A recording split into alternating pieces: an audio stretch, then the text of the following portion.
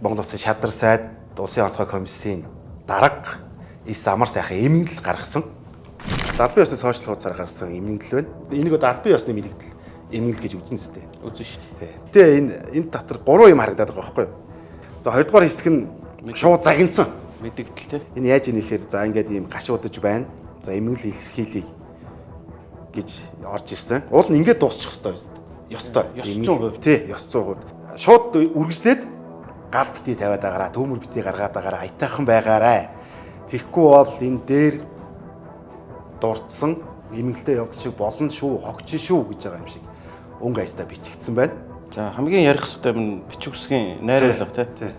Эмгэнэл илэрхийлье гэж өгүүлбэр төгсөж байхад энд анхаарлын тэмдэг тавих ёстой. Энд яагаад гэвэл бүх хүмүүст хандаж байна те. Арга ирэх хэрвээ мэдэгдэл байгаа бол. Тий.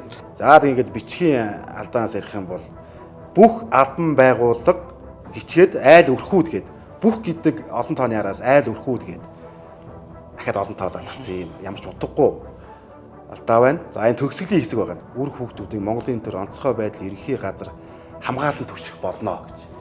Монгол хэлэнд ийм түших болно гэдэг. Тэгэх болно гэдэг үг. Ирээдүйн цагийн нөхцөл байдаггүй. Наа нэ лаалэ гэж бол байгаа. Жохон бичиг үсгийн соёл боловсралтай анхаармаар байна. Албан бичиг хөтлөх соёлыг бас мөрдмөр байна.